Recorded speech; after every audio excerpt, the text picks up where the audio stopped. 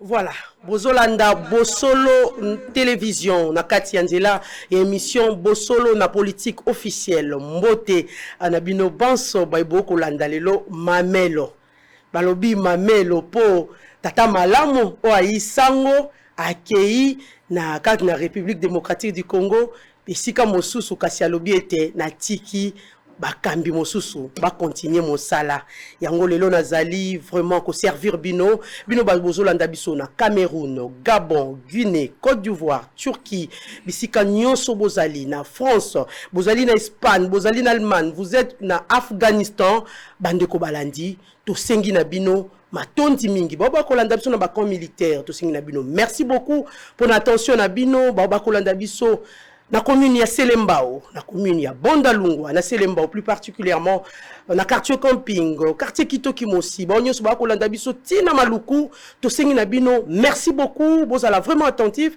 pour na émission na biso alelo, et koyamba deux cadres bazali na katiawa kasi to ko présenter bino bango, mais avant tout na présenter bino to les canaux na katia information du jour. Voilà, les informations du jour. Billy Kambale, Ouazali, secrétaire général à UNC, pense que l'état de siège est un échec. Mais l'UNC toujours, Aimé Boji, ministre en charge à budget au sein de MLC, contredit son secrétaire général et qualifie l'état d'échec d'un échec qui frise l'antipatriotisme. On va en parler avec nos invités. Pollution des rivières au Kasaï. Le ministre du Développement rural, interpellé à l'Assemblée nationale sur le retard dans la construction des forages d'eau. La vice-ministre de la Défense annonce pour bientôt la vente de 300 tonnes de maïs de FRDC à Lubumbashi. Passons au Congo central où une panne moyenne tension de la SNEL plonge plusieurs quartiers de Matadi dans le noir. Assemblée annuelle de la Banque mondiale et du FMI, de choix cruciaux attendus pour l'après-pandémie. Une vingtaine de paysans enlevés au champ par des hommes armés à Fizi. Kinshasa, après Tchangou, les services nationaux annoncent la vente de la farine du maïs de Kanyama KCC au rond-point Gaba, à Lupen, Kanluka et à la place Victoire. 178 ONG dénoncent auprès du Premier ministre un projet de construction d'une institution supérieure dans le parc de Virunga. Et enfin, toujours en République démocratique du Congo, les activités de la quinzaine de la fille congolaise lancées à Kinshasa. Voilà, c'était là les informations du jour. Passons directement na rubrique Nabiso. Il y a présentation, il y a invité. Na plateau nangai, deux acteurs politiques. Na loboko nangai, il y a Mobali Nazali na Mwalamboka Bazan Pembe. Bazan Pembe, Yazali, président national, il y a dynamique, le changement, c'est maintenant. Et puis Yazali, l'un de cadres na kati ya AFDC allié. Mwalamboka Bazan Pembe, matondi mingi ndengelelo oye penza. La missa ici, il faut dire, il y a Mamelo. Merci beaucoup, maman, pour l'invitation. Et Nazali Kotondayo, Nasila Ikolanda, émission à Yambolobi. J'ai beaucoup aimé la qualité. Et je comprends que relève Ezali assuré, Nazali ko encouragé na Musala Kitoko Zali Kosala. Là, c'est un coup de chapeau. Tu vois qui directement et pas à moi l'amboka Israël Mutombo Bisiko Azwami na Kolwezi to sengie matondi mingi, c'est ça. Avoir un grand cœur et avoir un sens de responsabilité. Et là, si étant aux alités, batomosu soupe, baroko sala mosala po etambola malamo. Kasi na loboko nangai ya gauche nazali na tekonabiso maître Claude Ngoma et l'un de cadre na kati ya Lamuka, il est membre du bureau politique au sein ya Lamuka. C'est vrai, il y a des gens qui refusent. Pourquoi dire tandem? Mais c'est un tandem. Martin Fayoulou et Adolphe Mouzito. Bien, merci beaucoup. Botondi Mingi Mamelo na lokaso ekomela kingai pour que lelo na Coca-Cola ko participer na émission où ils a trop suivi na plateau ngana benga ngo toujours les plateau moko pédagogique et puis spécial. Na yango awa boye nazo ko représenter lingomba politique nanga une nouvel élan et longo na initiateur na yango Martin Adolphe Mozito et puis na lingomba politique Lamuka o ekambami lelo na mwana mboka président élu Martin Fayulu Madidi. Et alors bonne évasion na ba téléspectateurs et puis na ko clore ma propos nanga sans pour autant na bosana ko pesa mbote na ko débatteur nanga Bazin. Merci beaucoup, Mboka Claude Ngoma. Merci beaucoup à tous nos téléspectateurs. Tozali, n'a quelques sujets retenus pour que tu débattres en haut vraiment avec nos invités au Bazali na plateau. Notamment, nous allons parler du dossier sur l'état de siège et puis processus électoral. Et enfin, nous allons la grève des enseignants des écoles conventionnées. Parce que tout le monde a la classe, il chauffer ba pupitre pour rien, classe et à l'été. Tokolobela yango bandeko balandi kasi d'entrée de jeu na kati ya émission na biso bana mboka toyebi eti mikolo elekaki biso nyonso tomonaki mokonzi ya mboka azwaki pepo pona kokende na mboka mosusu ya bapaya na ngambo ya barabe kuna kasi tomoni mokonzi ya mboka c'est vrai il est critiqué de tous les mots ba voyage belé voyage ya tinate tango nyonso na ba avion tango nyonso na ba pepo mbongo ya l'état. Mais cette fois-ci, le chef de l'État, Félix Antoine Tshisekedi Tshilombo, a ramené 2 milliards de dollars, soit 1 milliard pour les infrastructures et 1 milliard autre Oyo et Kolanda. 30 camions blindés pour faire face aux rebelles. Molamboka Bazin Pembe, n'est-ce pas une victoire, ce Koloba diplomatique pour la République démocratique du Congo?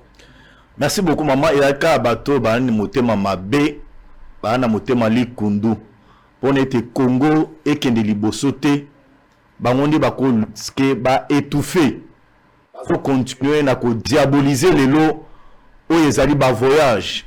Il y a président de la République Félix Antoine Tshilombo Tshisekedi azali ko rappeler na ba congolais ba ko na biso ke mboka Congo esilaki ko se séparer na mikili mususu ya bapaya.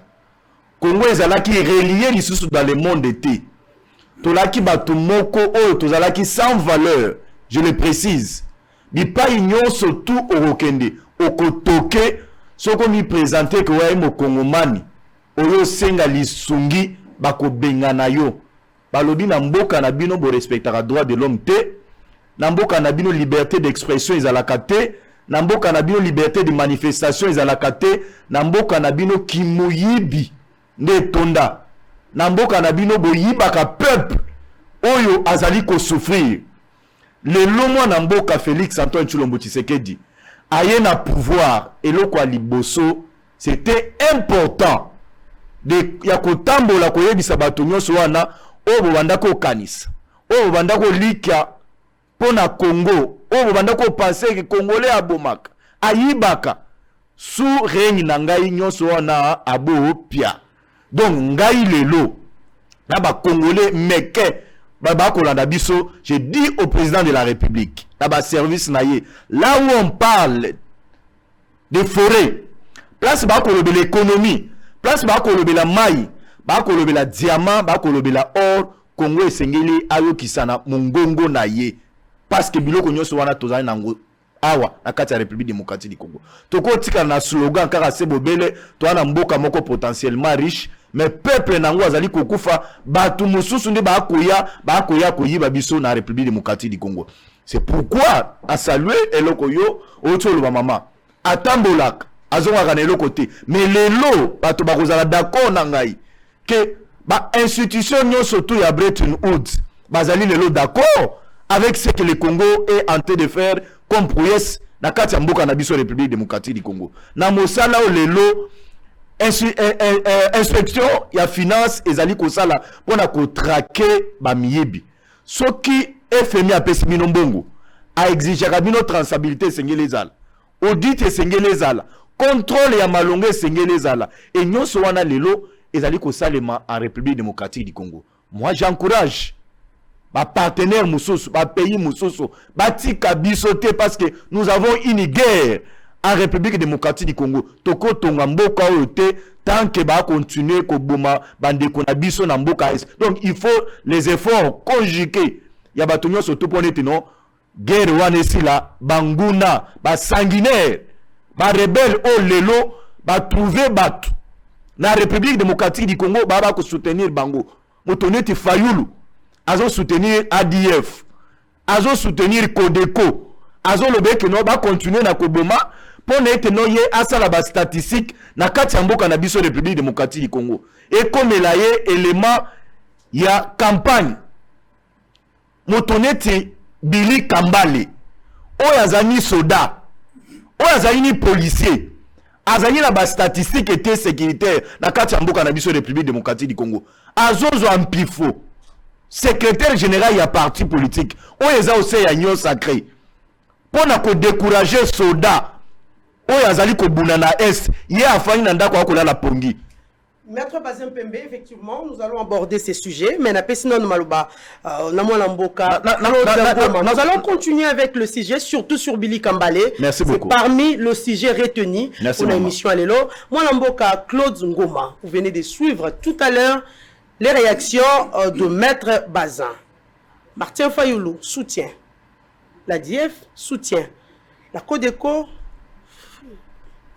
Bon, réaction. De l'entrée de jeu, Mamelo, Awa et Ali grave. Mboka et Ali na sous perfusion. Le pays est sous perfusion. Quand vous avez un monsieur, Mwanamboka Chilombo, qui se pavane ici et là, juste pour aller kolokote la biso ou ezali ba cacahuète.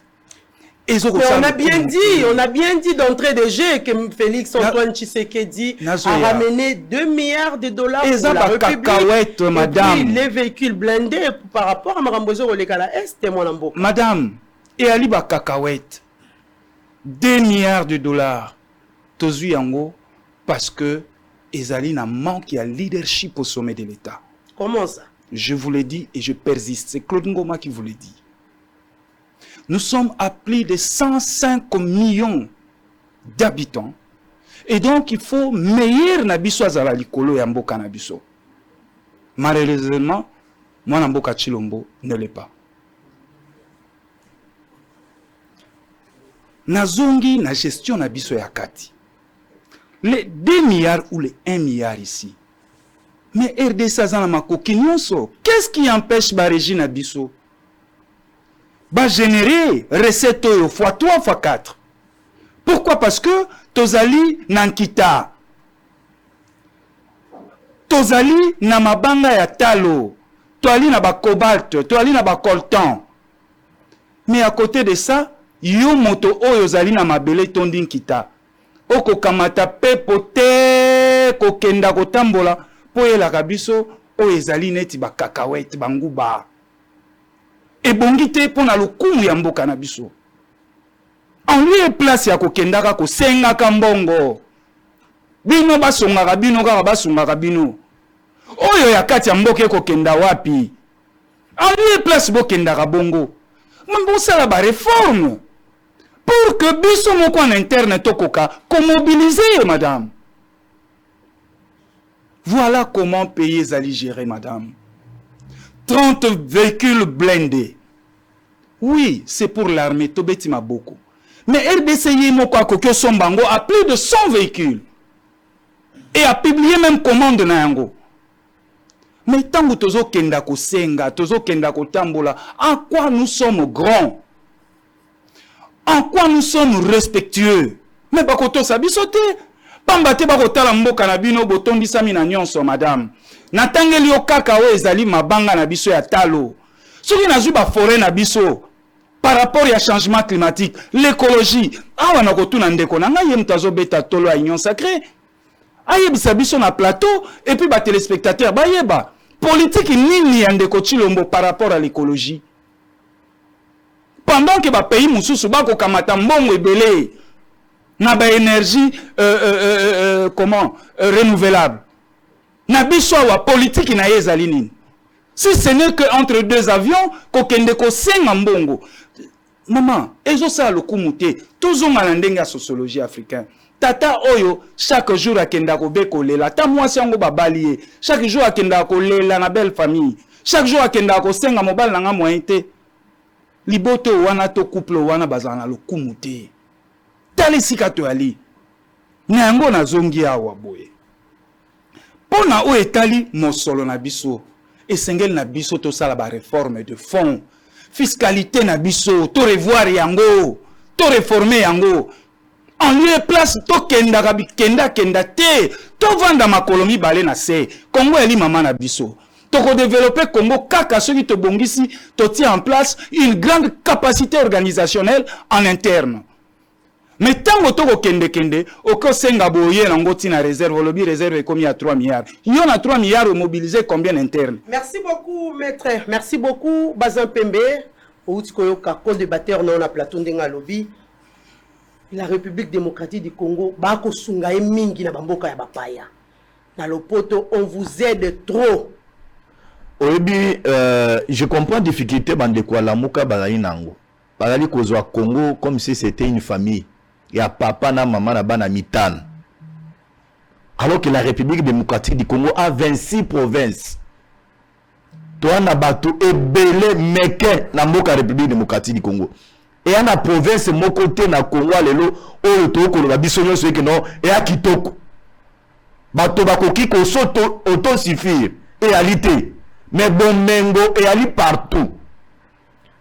Ndeko kozala nanga d'accord parce que nous avons combattu na bango. Souci na biso na bango c'était pour la transformation de la République démocratique du Congo. Écologie ya koloba wana nyonso ekendaki te. Mais pas un peu courage à regarder ça va congolais. Quel est l'ozonga? Appel aux réformes de fond. Maman, na lobby nana ko et proposition outi na ngambo la muka. Bango la muka proposa kaka biloko moko ezanga sens. Ya ko mimanga na ba minere, na o mimanga na ba minere, na ko yebisai. Nous avons lutté na bango et que ba contrat ninye nyonso to lelo. Parce que ko kabola ngo bato. Singele zongela biso. To benga ba partenaire to fa na bango na mesa. To lobby OK, ya biso, mabeleza ya biso. Bozueza ya biso, or eza ya biso, diamant eza ya biso. Mais boya na expertise na biso. Biso to la matière première. 50-50. Est-ce qu'il y a mon le Congo ko sala te? Ba renégociation ya ba contrat. Et ko sala maté? Ma ilelo a comme on a ministre o bango ba ko traiter n'importe quoi, ba ko tambola pour donner les cours. Il y a République démocratique du Congo te pas plus tard qu'il y a une semaine. Président ya Sénat ya mboka République démocratique du Congo a dit qu'on représentait Congo na forum moko monene mama. Na o etaleli écologie na o etaleli mai na o etaleli territoire na biso ya République démocratique du Congo. Mais baza kanina soni ya koloba ete bana discours te. On lieu bakenda par raccourci et belé bazwa kampifo bazwa ka courage ya koyebisa peuple que tozali kokoka sur terrain te. L'opposition c'est aussi la proposition. L'opposition ne se limite pas seulement dans la haine, dans la jalousie. Moi, la mboka autre que la proposition, le biais de la proposition, la banque ya rayatina te. Yanine. Tant on va qu'on appel aux réformes des fonds. Ils allaient l'une des propositions la moka non. Maman, proposition na bango basalaka ya lukuta. Et sur les réformes et CENI. On a pas vécu dans la biso na dialogue. Que l'opposition ils allaient payer la proposition. Na lobby ya lukuta. Makiye pone te no ba luka dialogue na kati ya mboka République démocratique du Congo. Tango ndeko na ngai akozwa akoyoka ta sonité akolobeki no chilomba ko sala eloko te. Moi je rappelle à mon frère que nous avons 145 territoires en République démocratique du Congo. C'est sous la gestion ya moto yoko benga chilombo wana yende lorazo ya na impulsion asika. Azali ko sala ki no territoire nyonso to na République démocratique du Congo ezala na financement nango. Que bato batonda ka ebele na Kisasa te. Bato na ka ebele na Lumbashi te. Et c'est ngeli bato bazonga na ba province na ba territoire na bango. Ba kende ko investir. Wana ezali ba innovation te. Bazwa ka pe courage ya koloba te. Batika la kaka na biloko ba ko tika nango wana te. Nous on est fiers. On se dit on est au sein de l'union sacrée. Tokarisaka muyibi te, tokarisaka détournement te, tokarisaka dilapidation. Il y a faux, il y a l'état, mais tout doit se canaliser pour l'intérêt du peuple. Parce que nous allons pérenniser cela. Merci beaucoup, Bazin Pembe. Prenons vraiment les dossiers du jour. Parlons état de siège. Bien surtout, Tikolanda, na lobela yaki yango pe parmi ba sujet du jour par rapport ya état de siège confusion na camp ya UNC secrétaire général Tomoni na ngambo mususu Deli Kambale alobi état de siège ezali échec na ngambo mosusu ministre ya budget mwana mboka Aimé Boji ya lobi ke maloba ya Deli Kambale ezali anti-patriotisme tango akoloba ke ezali échec mwana mboka ngoma to bandina yo. Bien, na kozonga na motuna na yo na pesa élément de réponse mais na kolingana réagir mbangu na we uti koloba mwana mboka. Juste quelques secondes pour que to soit dossier du jour. Oui, na we uti koloba ndeko na ngai Bazin Pembe. Na ko lela na mai na miso. Tango na ko tala ndeko Bazin sika vandi akoyeba te boni mboka ezalaka gérer. Awa akoyebisa biso que partenariat ezali ko salema na ba pays ya ba paya pona o Italie mabanga na biso ya talo akoloba na biso 26 provinces 145 territoires na bakiseli 615 secteurs eza na moto ya mwana mboka Chilombo mais ndeko na ngai ozoyebisa ba kongomani bazonga na ba province botongi banzela boni na province yambote yo yebisa ba kongomani bazonga na ba province d'origine na bango esengeli na bino boti en place politique moko ya grand travaux. Oui, ça là ce que tous en ba route dessert agricole. Et ça là ce que bande konabiso batika koya ke exode ça la makana Kinshasa. Ngape motona na Kinshasa wanazonga pana nga na manyanga. Mais lelo bosali yango ndeko totika politique à poudre aux yeux. Tout ça la politique na bolingo ya Congo. Na évolué ndeko na ngai mamelo et ali pasi. Ba chef de temps sous l'air ba kendaka ba voyage ba paya. Bayaka en termes de milliards, 26 milliards, 30 milliards, contrat signé de 30 ans, parce que Toalina, la continuité des affaires de l'État. Mais tant que Boalina moto, oyazo kenda la bino ba 1 milliard, ba 2 milliards, ça pose problème. Ça pose problème tout ça en angonini. Tale sika Congo yako fingi sa malibanda. Na longwe na bouclé domaine wana, na kei na o etali état de siège. Est-ce que vous allez partager d'abord avis wana confusion et salami na kati ya UNC? Oui, na état de siège wana Billy azana raison. Billy azana raison. Na kopesa raison pambate pourquoi ali moko ya ba oyo avandi kuna. Soki ali na moto oyo au sein ya kati ya parti politique. Et ali nini? Les ministres du budget et aussi cadres dans l'UNC. Pourquoi d'abord cette confusion? Non, c'est-à-dire que ngana naza moko ya ba ya politique union sacrée. Ngai nako analyser. Oui, mais nako analyser pourquoi parce que madame nako loba yango na etando na yo. Loboko ezobela nzoto mombebeli. Parti ya est ya Congo ya li maladi, Congo mobimbe ko bela. Biso na bino atoko tambola bango baza en Gironval wa na est kuna bandeko bako kufa. Na yango esengeli na biso to évaluer état de siège wana. Lelo toko kenda nango 3 mois madame. So na biso bilan état de siège wana, madame ko regretter. 3 mois à peine banda babandi yango na mois de mars. Ti lelo oyebi to enregistré combien de morts? 578 morts. Banda état de siège bandi ti lelo. 578 morts. Honorable Kasekwa, Elia Est, Asali bilan. Mais est-ce que les lots tokoki ko se féliciter na état de siège? D'abord il faut tomituna. État de siège ezali action, tout résultat. C'est là où le débat doit se situer. Toti ka ba sentiment te ba kei, ba yebisa biso mala lingana na yo ka porte-parole à l'armée.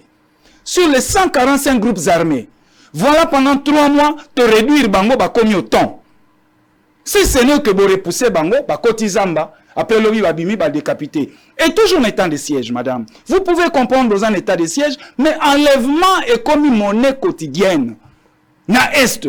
Bah quoi enlever ba maman na biso, bande qu'on a biso, basi ba no qu'on a biso. Nos mamans ne savent plus aller au champ. Ça c'est sérieux. Na kei madame na ebisayo. To ali awa partenaire à Chilombo Liboso et Ali Kagame. Partenaire na Liboso et Ali Kagame.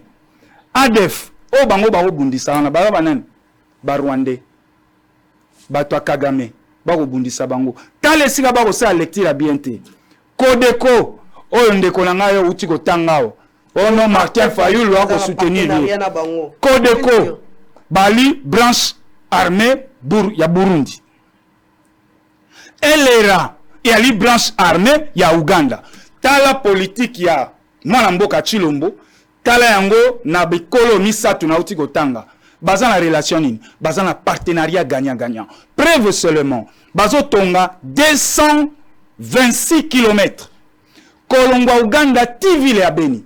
Mais pendant que tu es en état de siège, pendant que nous sommes en état de siège, bazo boma ba Congomani bako boma bande konabiso, mais mwana mboka Chilombo andimi a signé contrat, il y a extraction na traitement ya ba minéraux na biso na Rwanda, alors que Rwanda zo bundisa biso via les ADF.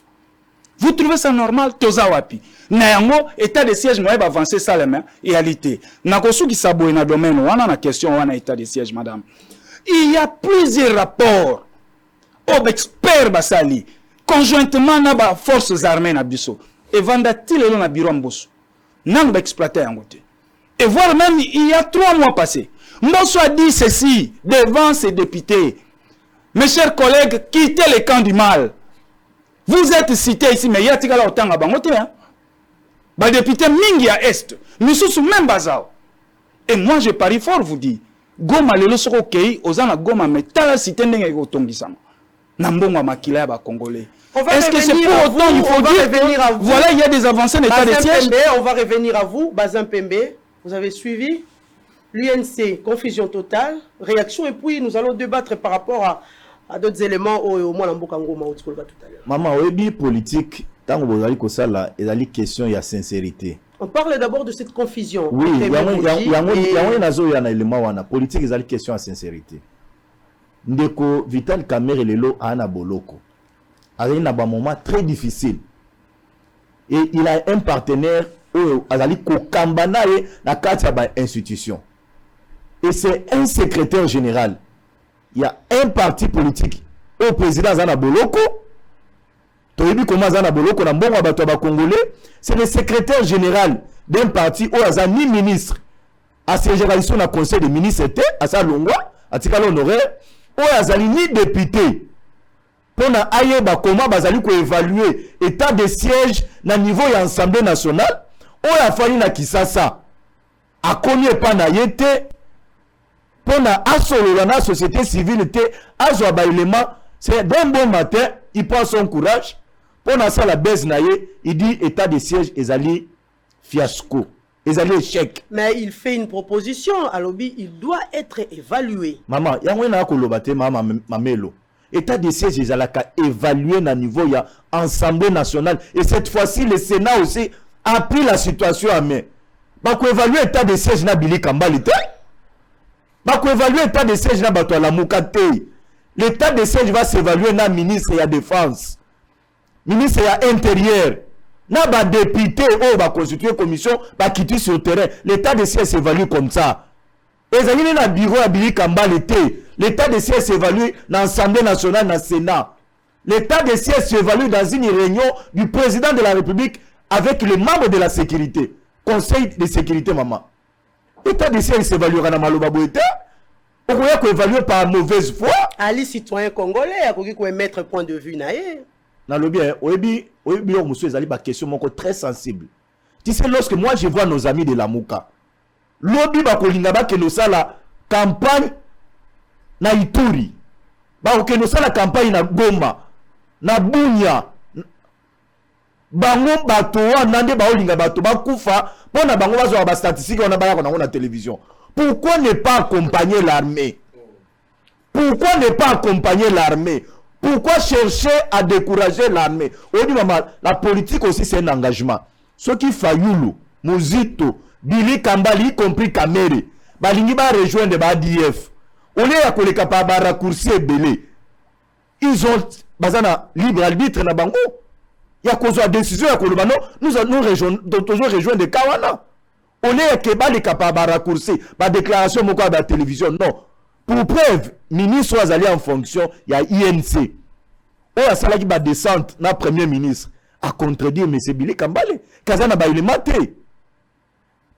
Na meeting, il y a bande kwa la Mouka. Pour la collection ba indice. Qu'il y a quelque chose qui est en train de se préparer. Fayulu a salué Vital Kamerhe.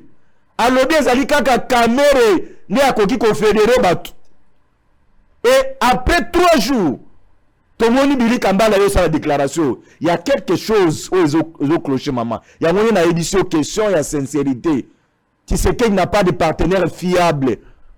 Bato Bele Bazana, mais Bazana était Bazoko Saye. Il y a Kamere, il y a Katumbi, Bazana, tu sais qu'il était Bazoko Saye. La politique, c'est la sincérité. Ceux qui Bazana, tu sais qu'il était libre arbitre, Bango va se déclarer, Balongo Bakei, Otarobo et la Bango Azate. Et l'union sacrée va continuer. Mais hier, nous avons reçu Bato UDPS à Balobi, c'est faux.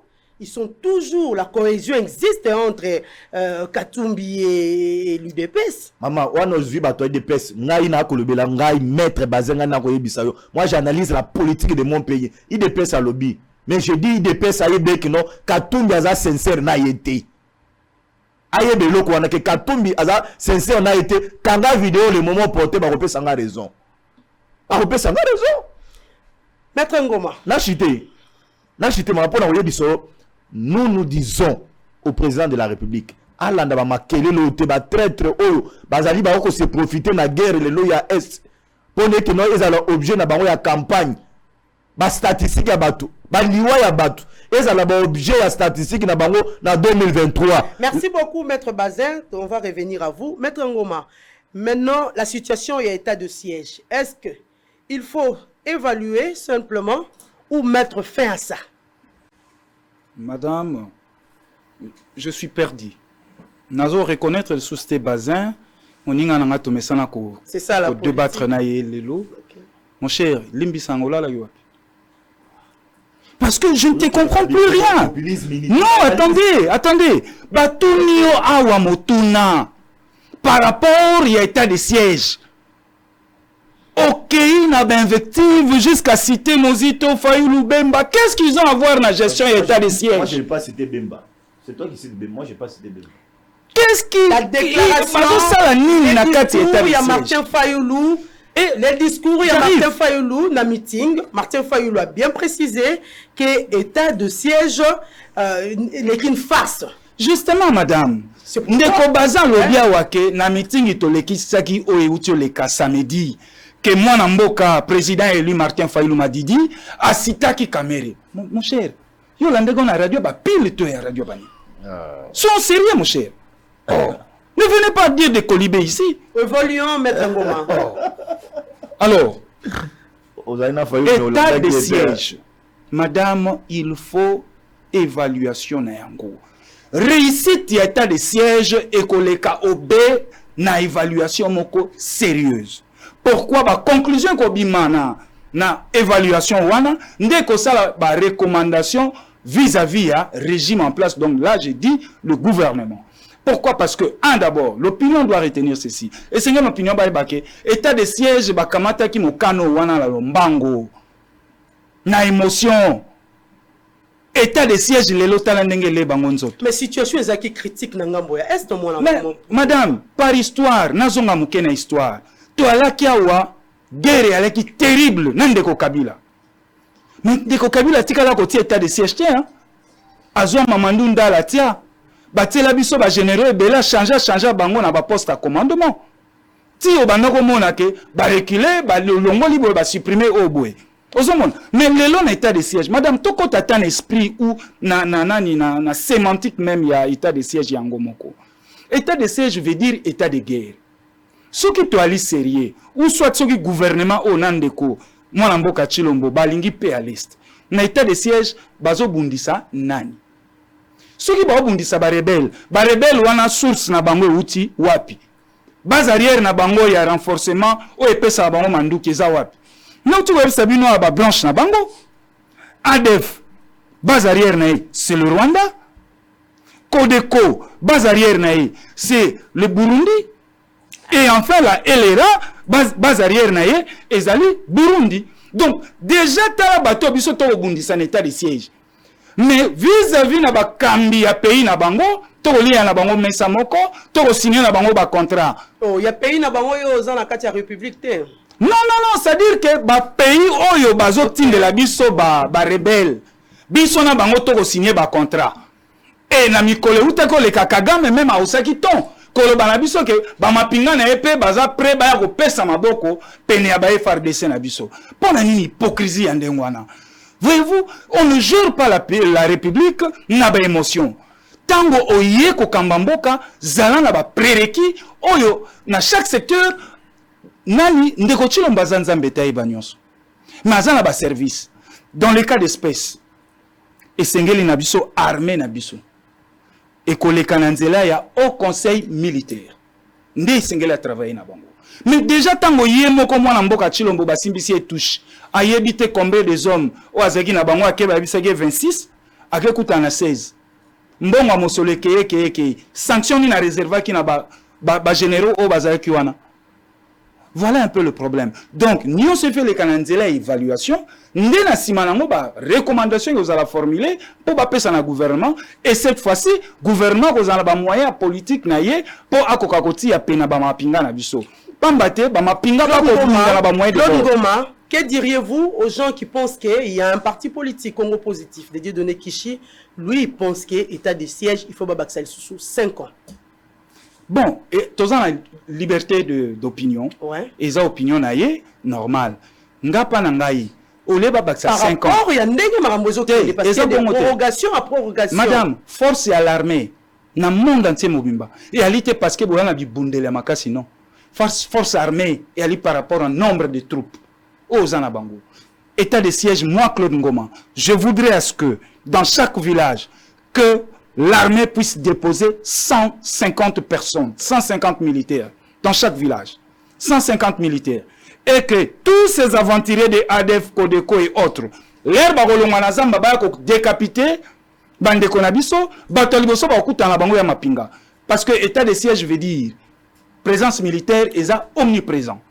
Voyez-vous? Mais l'élo l'air batu bazo ba bomi, il n'y a pas plus tard qu'avant-hier. Ba oti ko décapité village mobimba.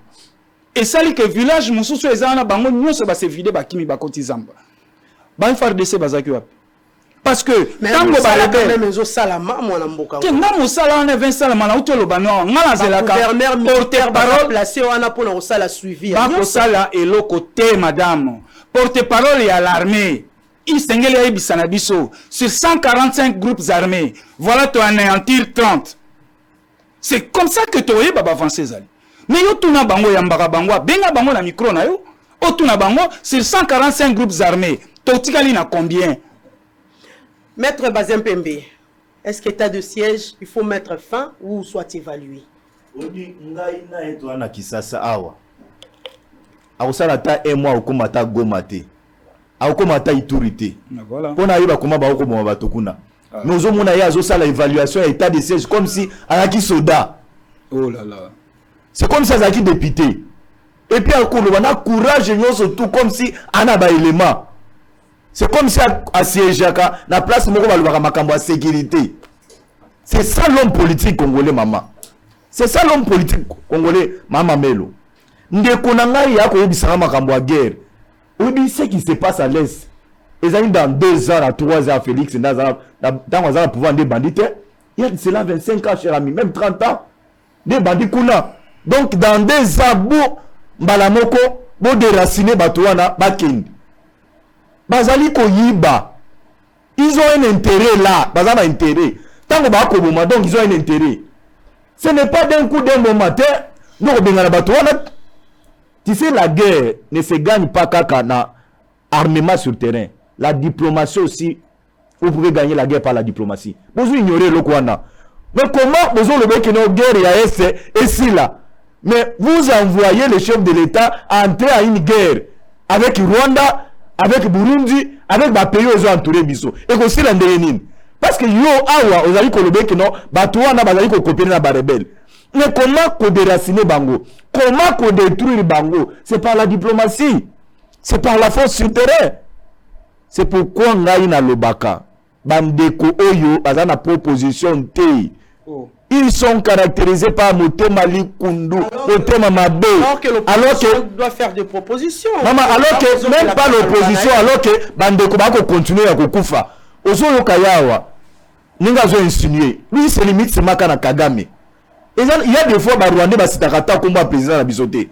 mais biso awa pona ko diaboliser régime en place il faut ozo kombo Kagame ko bamba Kagame et mo ba rwanda ba sala ka lizo anta na mboka na biso te. Mais nous ici l'opposition et travaille par activité nango kana mukongo wa Kagame on donne de l'importance inutilement na Kagame. Au lieu qu'on travaille, Madame Nassilissa, au lieu que Bisoto s'appelle, toi encourager ma pinga na biso, de dire au gouvernement, armée n'inge yoko bunda kuni senge baza na ration, senge baza na kisi, senge libali ya malonga. Ngana oloba senge to propose to yebisa na gouvernement, yo yebisa oke, ozo na nanga te tika za distraction. Tu es en train de te perdre. Allons-y, évoluons pour que to azoloba ete minduki ezalite mende ko nazo rappeler que non mboka na biso tozali sous embargo. To somba minduki te. Comment tu peux recourir na mio amikila ba parité tant to ke ne pas batumoso. To yebisa bango e pa na biso. Ba bundisa biso. To yo senga pe concours na bino. Ba lobi 30 blindés yango. Et koki kosunga pe biso na kati ya est ya mboka ozobo yango po nini? Pourquoi ne pas encourager? Pourquoi cette haine acharnée? Moto akomona yoka ningo zabo ekino ya mulimo kenda lo sambo. Mozana haine moko leki ata Satan. Clôturons ces dossiers. Maman pona ko clôturer dossier oyo. Na yebisa yo, na yebisa na ndeko oyo. Faut ko changer ou convertir bande quoi la moko parce que bana motema mabe moko. Moi je mais ya bango mona na raté. Ya bango mona na. Est-ce que vous avez déjà entendu? Maman, tant que vous posez la proposition ni aussi opposition.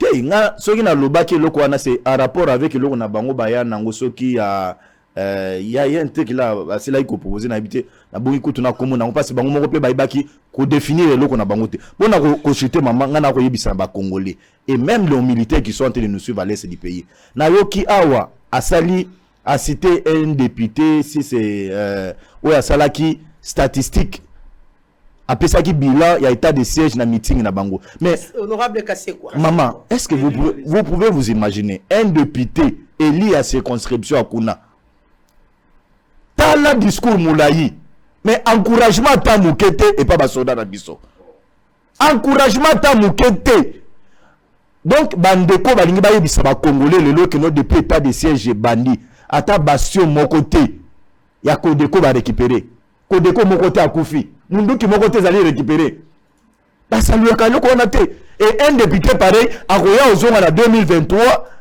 peuple wana sala ile confiance. Merci beaucoup. Avec saboter ba sur terrain. Biso tokotike la bango tenté.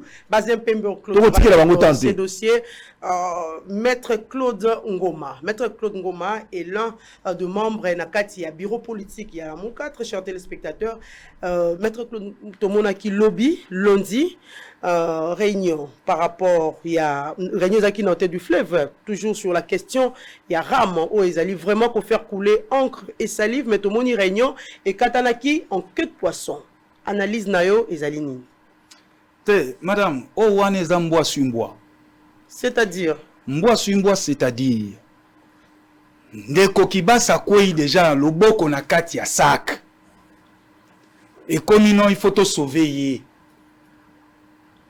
balongoli eteni ya parlement ba memi yango na hôtel du fleuve po ba monter ba stratagème ba tala boni bakoki ko sauver mwana mboka kibasa awa boye koloba na place publique esengeli na micro na yo na tia clair na opinion autour ya décret loi bande konabiso union sacrée balobi d'ailleurs décret loi oyo instituaki Ram et alaki mwana mboka Adolphe Mozito moto asinyaki yango et ça c'est dit dans tous les plateaux le longo ngango yango yo na ko isa bango kao ba kongomanya sengeli boyo mwana mboka Adolphe Mozito atikala ko signer décret loi mokote o ekrea Ram pamba te soki na tango na ye azwaki décision wana nde ministre oya zalaki na kala kotala mambi etali poste na télécommunication alingaki kokamata arrêt pamba te na décret o wana mwana mboka Adolphe Mozito asinyaki yango etiaki en place o tozo benga lelo haute autorité de régulation des fréquences Yengwana et outi na kati ya décret loi. Mais ya lelo Ram abotami na kati ya maternité otoko benga yango conseil de ministres. Acte de naissance. Ya Ram et Ali décret loi pris par le premier ministre honoraire Pepe Ilunkamba. Et certificat de naissance na ye de décret loi oyo mwana mboka kibasa uti kozo. Na kati wana Mozito Ali ata na penete ata na mosikate. Tala l'état moyini, l'état moyibi. Peuple congolais akokufa na nzala, bako kokakole isayete. Banda balakaka biso soso kokita, ekiti obe na Facebook. Soso nga na vanda kanyeler balobia kita tomboki ya mati. Lelo ekomi Ram. Na Ram bako ebisa biso 26 millions de dollars. Ode pa uti ko sala ba révélation grave madame. 266 millions de dollars. Oyo bango ba collecté déjà. IG Fazali wapi autour ya Ram. Le PGR est où? Parce que ça na kati ya prérogatif na ye. Mwana mboka kibasa bakono luka ko sauver nuitamment. Na yango zomona buru eke koti na kati ya parlement na assemblée nationale. Akoya mercredi ba bisiminote akoya te parce que yem to sala rapport ya akotanga lecture ya conseil des ministres. To surtout ki na poko na ngoboe ministre yemo ka média akotanga yango. Oh non, akoya te mercredi et lundi pourquoi? Parce qu'il y a un voyage à chef de l'État. Mais il y a des programmes qu'il faut respecter. J'arrive. Oh, akokenda nande ko chilombo. To surtout ka bonde ko chilombo akeye na délégation azate. Nyon sowana ya ba dilatoire ba ko sala. Ram et celle déjà clameur public na yango. Ba kongomani nyonso awana ko senga bango et ali mbongo na biso ba contribuable biso ndeto pesi mbongo wana et sengel na biso toti ya liso likolo ya liso. Pambate 266 millions de dollars et koki kolimo biso boete pona groupe moko ya bato o bango bakoloba ke baye ko sela mboka na nzoka bango moko baye po ba piller moi muke o etika na peuple congolais parce que peuple congolais vivaka o bena goutte kala pompe sike kangami moi matange ko kita yango nde vie ya peuple congolais bango baye na tio ba kangi na robinet moi ba gouttelette wana nyonso ekendaka na yango biso to kufa to sala nini. Biso to ali ba congolais, biso to ali peuple bango basali na biso. Et sengel to mona clair autour ya dossier. Voilà. Bandi kwa lamuka balobi ba mona clair autour ya dossier sur le Ram.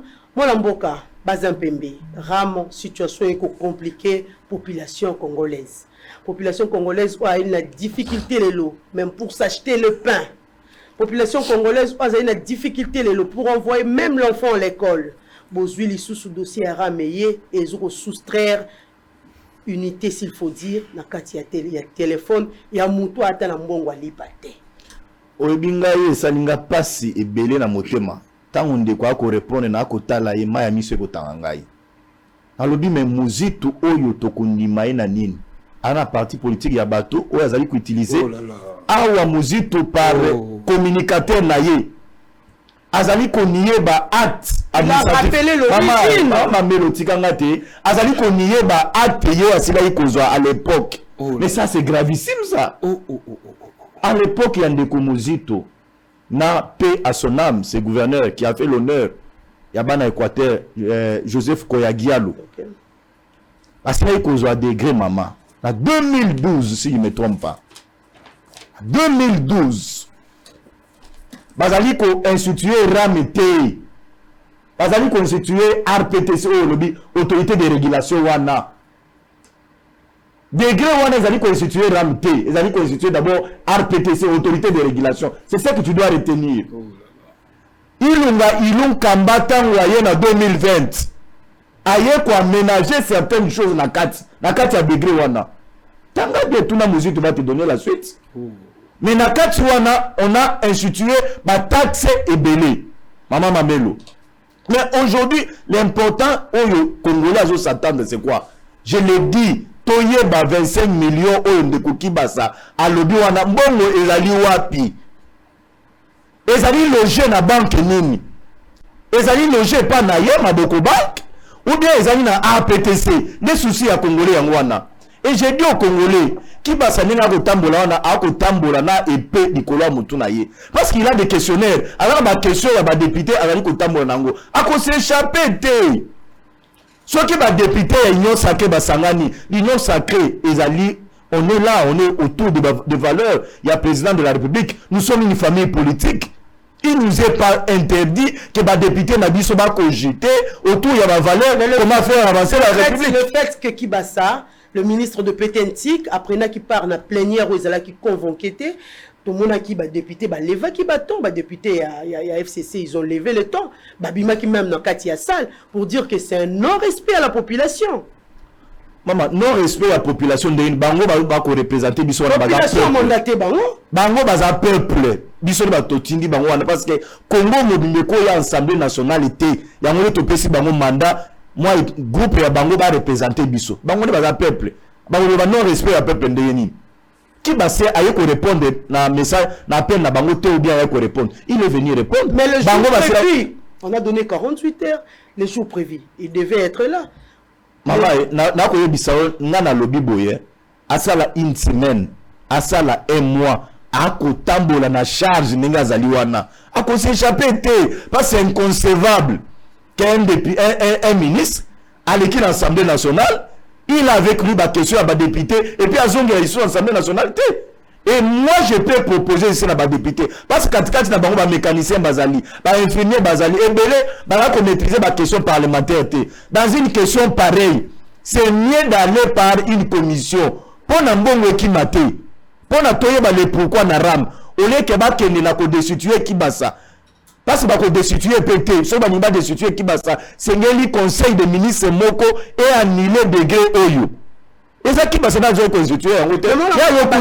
Zonga nanou n'a pas choisi la population. C'est vrai qu'il va ça, dossier RAM, FCC, mais aujourd'hui la population n'a si na utikolo bayango, population zana libumu, azana nzala na libumu s'il faut dire. Ana mbongo ya kosomba lipate, ya ko futa transporter, mais on ko zoyer on ko retirer unité. Yo mondo zana j'espère que vous avez victime na yango. Mais tant que ko la population wana mais moi aussi je fais partie de ces peuples là. Ninga pe na ya ko subir. Yamoni na koye biso na lobino a ko s'échapper te. Tous à la calme, tout ka ba intox. Tu promets à la population c'est-à-dire? Non. Là je dis à la population ayaki na l'Assemblée nationale. Ba pesa 48 heures azonga te. Ba pesa une semaine azonga te a ko finir par ko leka par l'Assemblée nationale parce que a ko tambo na ba mituna ba député. Est-ce que tu koyate? Maman so mona wapi sa ma wapi na nyosa ko avec la pression biso nyoso on est rationnel. Pourquoi ngana ko yebisa bango réunion ko ko baki basazaki na 4. Moi je n'ai pas d'éléments, je peux pas m'engager sur ce terrain là. Mais je dis nous sommes une famille union sacrée. Toi on a des députés na biso et tout le coup à niveau Assemblée nationale. C'est tout à fait normal. Va réfléchir autour de Yamboka. Mais question il y a ram de kokibasa à cause échapper à cause na niveau Assemblée nationale mais nazo mona passe à quoi parce que pour na quoi il faut balongola na no reko ya degré où ils allaient constituer à PT c'est parce que yeni mutachangote. C'est un degré où ils ont makapa premier ministre. Donc, pour échapper Mouzito T, à cela que vous avez Mukanda, à signer que mon colote n'a qu'on fait échapper été. Pour une Mouzito, on a l'habitude de ma baie. Ce qui a salé le combat à se rebiffer. À ça, le local, c'est rebiffer. Ce qui a moins de population, c'est que Moutuka, Azui, Aboyo, non, Azui Moutuka T. Oh, moi, l'amboka ngoma. Oh, il a eu Moutuka parti à Polemboma. Polemboma n'a qu'à récupérer Moutuka. Où il a suppléé à niveau Assemblée nationale. Aboya yango yo boya yango sur la présidente par rapport à tout ce que boya yango bazin oyebi eloko na ko yebisa yo ma sœur et ali pasi komona bande kwa boye baza na Congo oh babe comment moto akoya na plateau eza sérieux boye akamata loba maloba loko moi je suis sérieux maloba la population qui na président Mbosso a publié liste ya bateau nyonso bakamata kibaji. Pas plus tard que samedi, 5 députés na biso nyonso, Adolphe Ndombasi, honorable Kasekwa, bango nyonso 5. Ba yebisaki yango liboso ya Kongomani ba politique. Ba lobby, ba jipo wane ali corruption. Pamba te jipe somba mi na mbongwani. Seke ba palisa douane uti na mbongwa ramo yazo soutenir. Po eza repris tant la ligne budgétaire mon côté. Madame Bakamba mboka na kanzate. Toko bundela mboka mosola mboka esengele zonga na mpifo ya mboka bozo somba mituka esalaki débat eza donc balobi ya donte eza nini ezoyebana te voir même ba député yango bango moko ya union dite sacrée o ba souscrivaki nango batuna honorable moko awa boy yo mutuka ozozwa eza nini akokoka ko expliquer te tala corruption à ciel ouvert nango madame Nazoma n'habite mwana mboka bazin pembe soki yer wana zaki na kisasa to azaki wapi na ebite peut-être azaki na onete yo lazako tanga nazaki na mboka problème na 2002 eza na décret loi na 2002 est créé haute autorité de régulation des fréquences na 2012 ndenga uti koloba prouve-nous le contraire mwana mboka Adolphe Mozito basé à uti koloba tout à l'heure mwana mboka Adolphe Mozito na 2012 azui décret loi modifiant on y a reconnaître siko décret loi ya 2012 on a reconnaître évoluons mwana mboka azui décret loi modifiant le décret ya 2012 na yango eko koma elongwe haute autorité de régulation des fréquences eko koma RPTC na kati okuna atiaki ba taxe na ba rémunération OK mais na kati ya décision ya décret loi 2012 ram ezala te na kati ram eko botama pas plus tard que 2021 na décret loi ya mwana mboka Pepe Ilunkamba a modifié décret loi ya Adolphe Mozito ya 2012 bakotisi ram na kati batie yango taxe rémunératrice na yango na kati wana okoya kotala po ye ba kongomani bakoka ko yeba yango lelo ko banda 2012 ti 2021 10 ans passés l'isola ram etikala ko beta maté mais existera déjà te exista pété ça exista pété pour ce qui exista kelinga ko beta c'est ça et beta mandé etikala ko beta maté pour exista te bango l'air baye ba koti na conseil des ministres na bango tala motivation liboso balobi na biso ram ekote la biso ba wifi na ba université nyonso o wana ezali mwana mboka Adolphe Mozito te balobi na biso ram eko financer gratuité ya grave madame balobaki ba parents botika bo futaka susu te gratuité pour enseignement bo baluki na mukongo ya lutu boke ko futi sango ba parents ba komo futa gratuité na nzela ya ram on va parler dossier gratuité moi maître Ngoma parlons ram déjà kutu c'est na koko kato malobate est-ce que c'est vrai vous avez fait des analyses tout à l'heure là selon vous est-ce qu'il faut supprimer ram il faut supprimer ou bien il faut qu'on redéfinir et encore changer de forme. Madame Nabotolo Malobate, Talesika Moyibi a l'été Vandi. Pendant que débat est à Kati Assemblée nationale, il y a eu un député, Alobi Boye, citoyen Bosso, tous ou mesures conservatoires, ba entreprise union sur télécommunication, ba tika ko percevoir ram. Si tout le monde a clair na faire le dossier. Baboya cop na bango au sommet de l'État. Nayango, tala traçabilité même yampifouane zoe banate. Ba compte oeza loge mbongo ram. Et vandi na compte nani. Nani a géré kayango. Nani a ordonné kaba dépense. Yaram. Nani a perceva kayango. Parce que na kaye lokoyo, ngana lingi à ce que justice est à la fête. C'est-à-dire, on prend Kibasa comme ministre, les soumounaïs ezali mta signa qui arrêté. 2. On prend les DG d'RPTC. Yendem tarope sabiso lumière na o etali ba bordero de perception nyonso. Et puis na o yazo gérer compte ya banque. Donc ekozala procès moko na ko biso madame neti procès Nuremberg.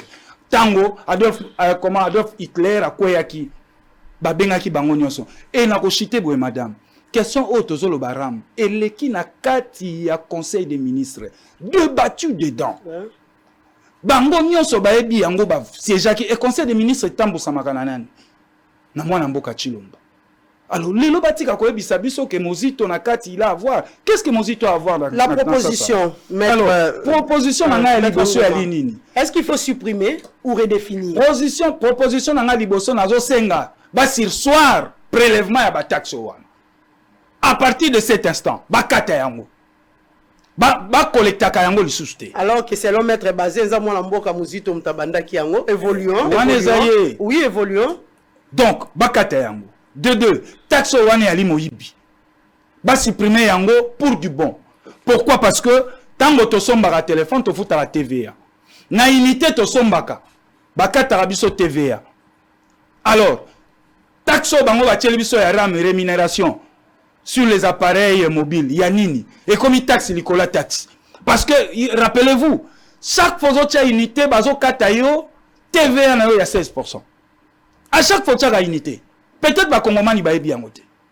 Alors si ko ba ebi biso taxe likola taxe pour na nini l'état ko koma motema mabe ke na niveau ya ba o yazo kamba abinda bango te ya mokewe ezalaki. Merci beaucoup Mwana Mboka Ngoma. Mwana Mboka Bazin. Est-ce qu'il faut supprimer ou redéfinir la taxe RAM? Na koyoka ye, c'est comme si taxe ya ka ko bebisa mboka. Alors que s'il vous plaît, taxe en général té. S'il vous plaît, tikanga na contexte. Tikanga na Mwana Mboka Ngoma to on nous agiter ce nga azuma lobe comment agiter. Quelle agitation? Na lobi boye. Na koyoka yo. C'est comme si taxe etongaka mboka te. Ya ka ko. Wana compréhension na yo. Yondo lobi amozo. Oh là là. Mais bato amozo to bande. Wana compréhension na yo. Kolenga malobo ngala lobi. Mwana Mboka Ngoma, OK, on donne la parole à mais recadrer aloba teke o ngala lobi. OK. Loba o ngala lobi. Vous avez la parole. Bazin Pembe, vous avez la parole. Vous allez concentrer pour moi. Allons-y. Maman, pour na oyebisa OK. Taxe etongaka pe mboka. Problème o lelo ekobo makibasa. Ninge habité ba député ba ko réserver les et un problème communicationnel. Mais bato babo ite ko futa mpako imabete. Na mikili ya poto bato basi ba mesana yango. Biso pe na République démocratique du Congo to ko mesana ngo to ko mona ka DG ya futa ka mpako, DG ka futa ka pako, bazali ebele ba futa ka ba direction ba régie.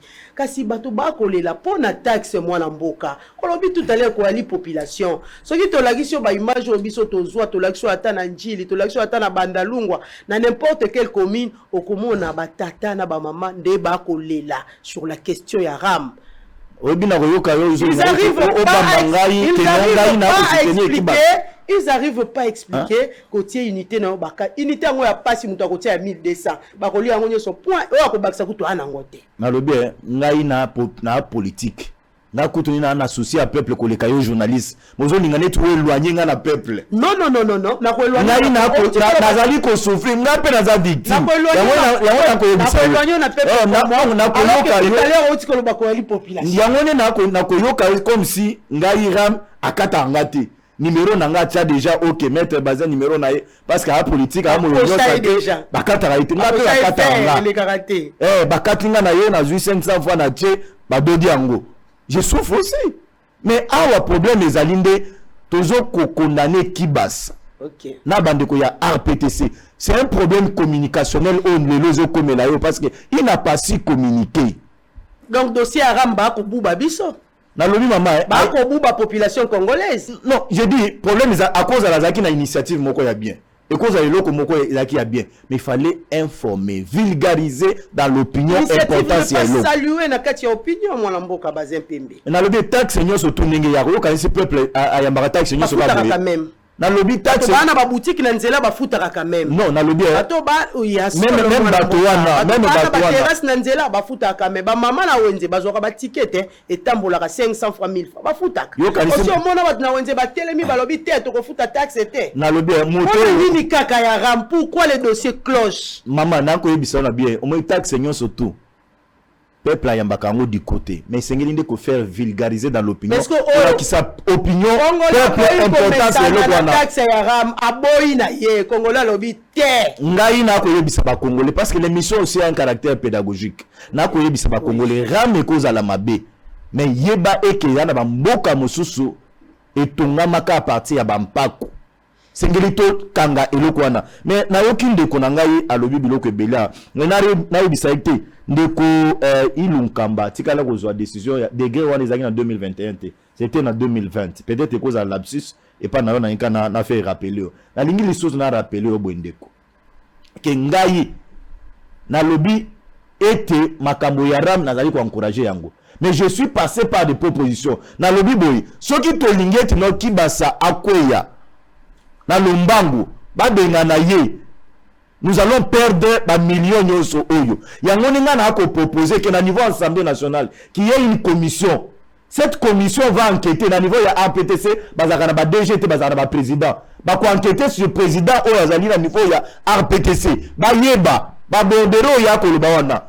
Combien de téléphones commission wana na niveau ya Assemblée nationale ba ko enquêter soki ba kuti eke ba élément ya détournement ezana kati. Mama, suka kozala nini? Eza justice c'était soki IGF pe azana compétence na kati wana tokoki obenga ye aya pe ko enquêter suka ba enquête nango ekokende wapi et qu'on est devant justice et le monsieur va répondre et il fera la prison et ce n'est pas par ba charme oyo boko ya nango na télévision beauté proposer comme nous on est en train de le faire. Ok, moi la Pembe, yango na lobby pour te conclure dossier makambo ya Rama. Est-ce qu'il faut supprimer la taxe ou bien qu'on redéfinir avant de passer dans dossier Moussous? Non, moi je suis pas d'accord, il y a pas supprimer taxe. Là c'est comporter à un incivique. Moto ya lingaka taxe de babenga ka un civique. Moi je suis un bon citoyen maman. La faute à pas qu'il y a l'état. Et je peux qu'encourager l'État d'aller dans la démarche. Mais voir comment vulgariser, faire comprendre l'opinion, l'importance, il y a taxe. N'a pas se limiter qu'à la ramte. N'a pas taxe, de manière générale. C'est de le faire vulgariser, pour faire vulgariser l'opinion de l'opinion. Tout le monde a un, il y a bandeko ya DGI ça ba vulgarisation na ba tout le monde a kutina banzela ba koleka. Ya na mituka. Ya DGI ka kutu koloba te nzela nyoso ko mona basi batie ba panneau batie partout ba spot publicitaire. Bonité na o ya ram. O pe kongola boy na ye. Ki basa a fait ça. Vulgariser sous pona nini po bato ba boy kongola bi e ko déranger. Maman appelle ça moratoire. Après ça moratoire oyo bimisanga na opinion comme si na la porte-parole qui va s'aller défendre yao mais ngana ko pesa oni ba na la porte-parole na it après ça ka moratoire après ça biso ba congolais a informer biso que na date X ba ko bando kata makambo o Italie ya ram mais le problème na abs de temps wana o après ça ki wana il n'a pas vulgarisé asili ça ko yebisa peuple a nini ram origine nango ezali nini ça n'a pas été défini. C'est pourquoi le lot quoi que tous en nango et qu'on a un peu difficile au faire avaler l'opinion parce que dans le moment opportun à cela que vulgariser en côté. Bazin Pembe, qu'est-ce que vous proposez? La vulgarisation. Je maintiens la vulgarisation, je maintiens la commission parce que l'affaire est déjà portée au niveau de l'Assemblée nationale. Je maintiens une commission au niveau de l'Assemblée nationale qui va enquêter. Et s'il y a des détournements on défère le messieurs devant les Merci beaucoup, Bazin Pembe. Félix Kalambay. Nous allons prendre un élément tout à l'heure. Parlons d'abord du communiqué de presse de l'Inspection générale des finances. L'Inspection générale des finances tient à attirer l'attention de l'opinion nationale qui a un escroc répondant au nom de Chimanga Pierre qui fait circuler un message de faux marché public en partenariat avec l'Inspection générale des finances, IGF, en utilisant certains numéros de téléphone, notamment les 243 85 18 16 969 85 18 16 969 et puis 82 28 89 800 82 28 89 800. Elle demande à toute personne qui recevra un tel message de ne pas y faire foi. Fait à Kinshasa le 11 octobre 2021 pour le service de communication de l'UGF à Pau-Ipan. Félix Kalambay va maintenant nous balancer l'élément sur le recrutement du nouveau inspecteur de l'inspection générale des finances et puis toko revenir na débat na bisuelelo. Dans le souci d'augmenter ses effectifs, l'Inspection générale des finances a organisé ce dimanche 10 octobre le concours de recrutement de nouveaux inspecteurs de finances à Kinshasa, à Goma, à Lubumbashi, à Mbuji-Mayi et à Kisangani. Il portait sur plusieurs filières dont le droit, l'économie, le finance et l'informatique. À Kinshasa, les tests se sont déroulés à l'Université protestante au Congo UPC, au lycée Monseigneur Chaoumba et au centre Monseigneur Chaoumba. Comme vous pouvez le voir sur ces images, tout s'est fait sur le respect des gestes barrières. Gilles Alinguete, inspecteur général de finances et chef des services, donne l'ambition d'arriver à 10 inspecteurs à l'horizon 2022. Nous avions reçu 3835 candidats sur l'ensemble du territoire. Vous savez, les tests se passent à Kinshasa, à Mbuji-Mayi, à Lubumbashi, à Kisangani. et à Goma. Dans un mois, nous aurons à publier une liste qui va reprendre 200 personnes sur les 300.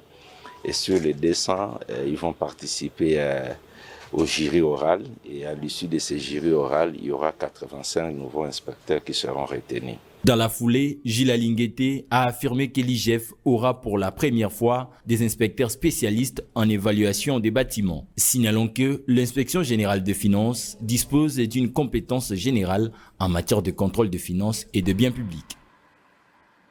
Merci beaucoup Félix Sokambaï pour la diffusion de cet élément. Mwalamboka Ngoma, parlons processus électoral. La confusion au sein de la Commission électorale nationale indépendante par rapport à désignation, il y a remplaçant, il y a Corneille Nanga. Les confessions religieuses demeurent divisées s'il faut dire, Tilelo, tout le monde a qui. Ngambo ya 6, le G6, le groupe de 6 confessions religieuses, par exemple, déposé PV na bango, na kati ya Assemblée nationale. Il y a un groupe qui reste, le groupe de D, Binonyo Soboye, Biobako Bengalelo.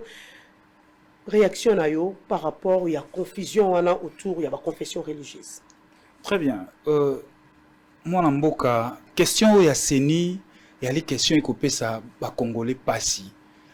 Question ya Seni, il y a les questions théo et qui diviser classe politique congolaise et puis na ba prince de l'église. Mais tango na kati ba sentiment commis, clientélisme koti, talesika to komi na yiki. Pour na biso lingomba politique lamuka to sengi oyo ezali ba to sala to kuta na biso nyonso poto koka kosolola na cadre moko extra constitutionnel.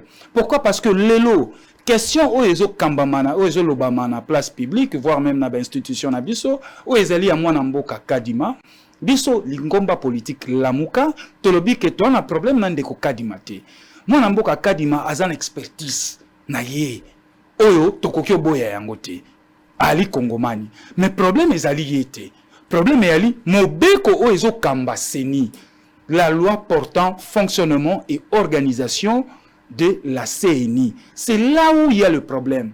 Nako rappeler opinion tango mobeko wane salemaki ba confession religieuse ba boya kayango mais mwana mboka Chilombo na régime na eba ndimaki ba lekanango na forcing baken on a système à 2-3-3 ne tobetaka ballon ti ekomi epanaye a promulguer eleki na forcing ba yesko na o etali désignation ya banimateur biso lingomba politique tolobi mobeko wana yango te et ali mobeko moko déséquilibré et ali déséquilibré tozonga tokutana biso nyonso ba partie prenante biso ba politique tovanda to solola mais pas pona to se taper ba poste to kabola ba poste te to kota na kati ya bateau ya Chilombo te parce que poto yali na kati bazude ya libungu tulu biso to koko ya kokota te poto pesa bango ba biki ça nous disons non et tumbana biso ezali autour il y a dépolitisation ya Seni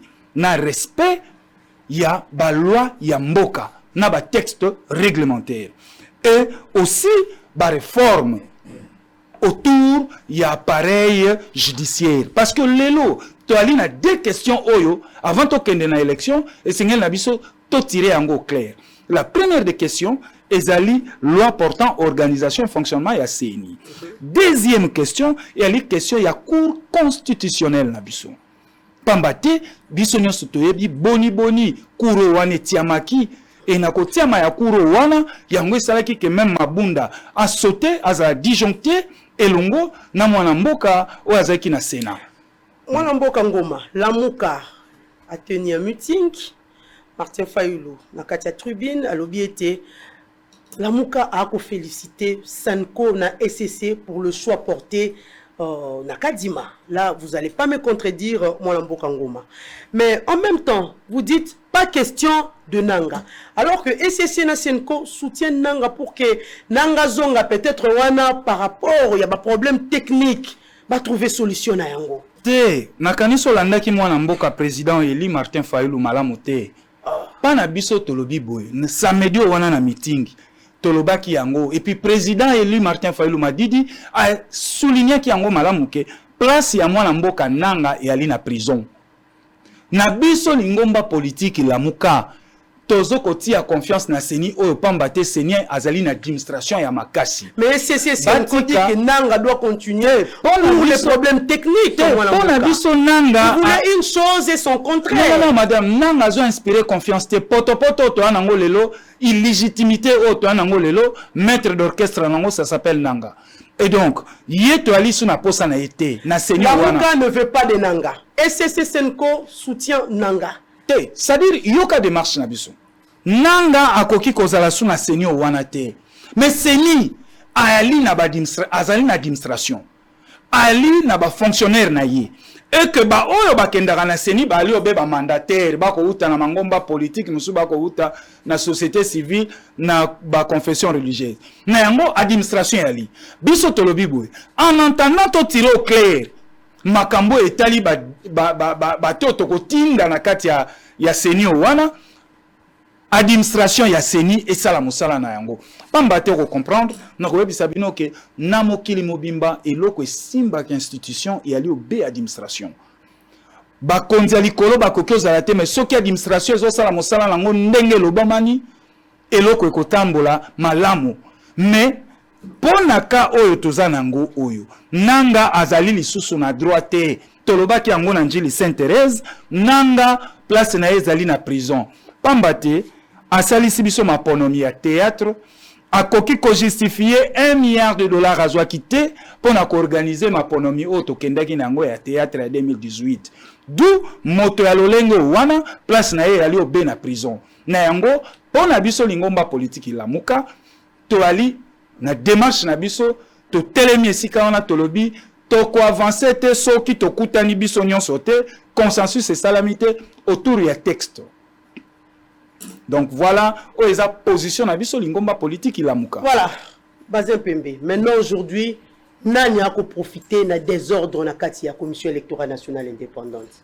Oribingai na ko comprendre tende konangai. C'est un juriste de son état, mais tant oazol kolba la loi sur la CENI qui a fait un parcours normal et l'équipe dans les deux chambres et qui est dans la cour constitutionnelle va examiner conformité dans la constitution et qui est dans dernier et pas président de la République va promulguer et qui est dans le journal officiel et commis opposable na batonyos mais bango ba kolinga mobeko wana euzong euta ba longola na journal officiel et ça la lisusu tout tiezonga ba botobo ya yango mécanisme nini soki ndeko ninga azali boye akoki ko expliquer ngai akoki expliquer na ba congolais mécanisme nini mobeko wana ekozonga ça ne se fait pas.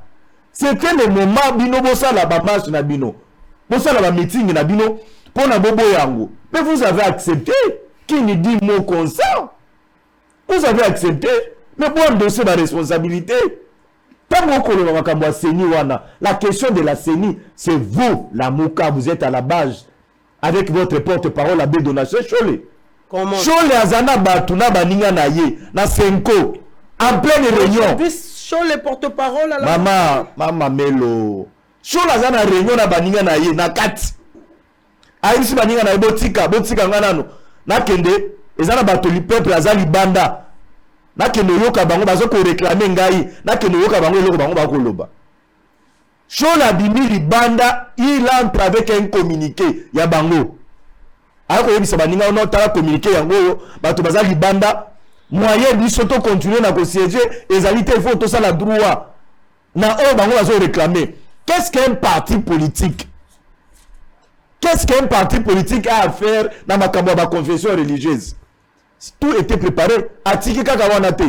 Il est allé créer encore des ordres na ba musulmans cachole. A cause du groupe monsieur ba musulman que biso lobi to siéger tant to siéger na kati bino boya libanda bosa la désordre pour être notre profiter à partir argument na bino wana to poser na ba mususu. Tu vois comment les gens sont en train de nous amener pour créer un couac na mboka pour les toujours maponami ndeko na bango mususu ya SCC un certain Eric Senga azunzela wa kepoto akiosa la lobby na États-Unis pour na kolukela la muka dialogue On a la glissement. C'est connu, on est politique. Vous avez des preuves. Oh, maman. Bien, les journalistes congolais, à Kasso, vous avez des preuves. Vous avez des preuves.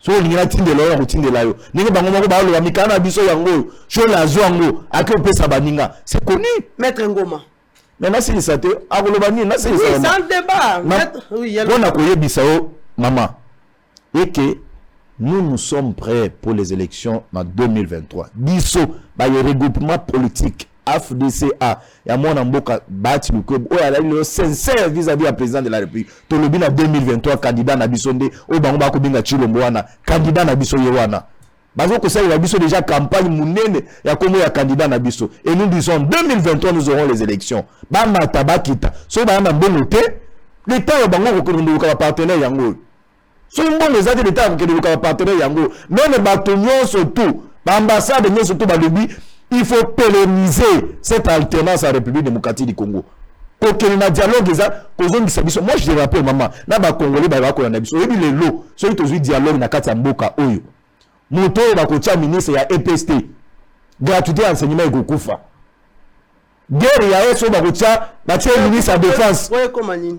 Mais nous sommes surtout au bando zango, bando bolango pour na préparer campagne ya plateforme na bango. Enseignement to ko mona ba enseignant to ko zwa dossier yango. Merci beaucoup. Les adroits ba enseignant. Les adroits na bango. Mwana mboka Ngoma requête to biso stolandaki na mikolo elekaki to moni requête ezalaki envoyé na kati ya cour constitutionnelle et basengi na assemblée nationale à poursuivre par rapport à la désignation ya président ya commission électorale nationale indépendante. N'est-ce pas que si confession o ba memaki ba PV hein, est-ce que ils auront gain de cause s'il faut dire. Madame, nyonso oezoleka autour ya question ya désignation ya ba membre ya CENI, lelo solo lango ibimi libanda. Les 6 confessions religieuses, basundo libanda kona bango. Bakumu vana na 4 étoiles. Nana ko futa mbongo wana hôtel du fleuve. Mamisu mabale se ekokyo kufa même. Bango nyonso bakomi hôtel du fleuve. Bakolala kuna bakovanda kuna na frère ya nani.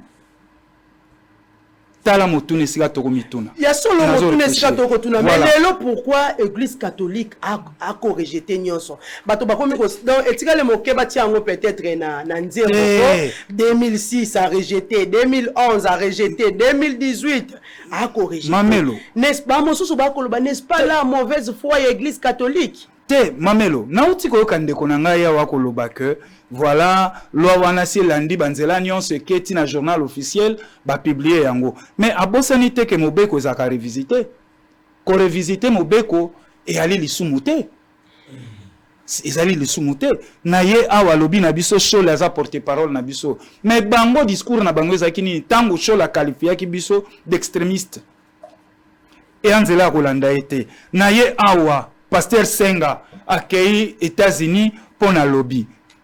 Mais ndeko na ngai to ali biso nyonso na Congo. To yebi o ezali be église o misusu. Toza obe na 2 églises traditionnelles. Le protestant na catholique. Bo misusu etikali ali ba boutique. Pamba te bazali tana ba action sociale mon côté. Ancrage na bango sociologique ezali wapi. Et que tango ba confession religieuse wana mibale bakamati position na bango mama ezali ya kokamwa te hein tala na la sabino toujours histoire na biso. Mais moi Mboka Ngoma réponse à ma question par rapport à l'église catholique. J'ai na outi koloba tout à l'heure etikal moke ba sa elango album hein. On va rejeter à chaque fois qu'il y a élection. Église catholique azali rationnel azalaka na ba sentiment te ba démarche na ye pe ba décision na nyonso azwaka yango de manière rationnelle et cohérent atikala na position na ye. C'est là où je voudrais citer pourquoi à chaque fois et puis église catholique 2011 2018 on est en train de craindre encore pour 2023 toujours raison to pesa toujours l'église wana raison lelo to ali na 3e cycle électoral tozo kena na 4e nango na oya malumalu ba désavoué ki malumalu ba bi toyebi ete toyebi maponomi ane boni esukaki toye na 2011 balobi maponomi o yango te boboyi batikali tie memi biso père ya démocratie congolaise fait Etienne Tshisekedi a prêté serment na 5 états manga na kwa lopango na ye. Tokomi lobby eleki yao 2018 kaka bango ba lobby te. Donc baza na cohérence. Omoni tangu rationalité ezali na bino. Okoza te neti likasa kokufa. Abbé Cholé a sali ba révélation grave na chaîne moko ya place sur Télé 50 que voilà il y a eu $100,000 à chacun. Il y a eu des jeeps. A cité même Nessi Kezalaki Hôtel Béatrice. Nani Oyo a réservé droit de réponse to à traîner devant les cours et tribunaux pour diffamation. Qui ne dit mot consent. Bayebi. Nayango awanga na ko senga bango nyonso. Batika ba sentiment. Et puis ce qu'on tangi Chartres. Tozonga na Chartres na bango. Il y a ba confession religieuse. L'article 21 na yango. Batalisi balobi oyo akokenda ko pesa candidat et ali ba confession o ba mesana déjà na tradition ya ko superviser ma ponomi o ba mesana déjà na ko landela processus électoral. Alors awa na mboka na biso botangela nga église moko ya réveil oyo atinda observateur na ye tope oyo alandisama o etali processus électoral na RDC balite et ali obede confession religieuse wana.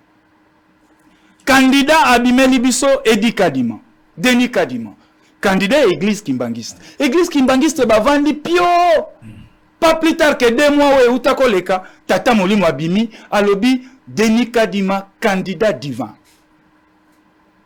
Tala les bimi bongo ngana obi oh mais église au Kimbangiste batikala jamais côté la pouvoir en place. Force na bango lelo za uta mobutu apesa bango ba mapango parce que ba soutenaka dictature na ye. Force na bango l'air Kabila ye. Lelo force na bango l'air bayambi ndeko Chilombokuna. Tala l'église o wana ndenge zali. Alors que des églises yo bazan en crash. O ba vanda kana ba imboka o esika l'état zalaka te me bango bazali.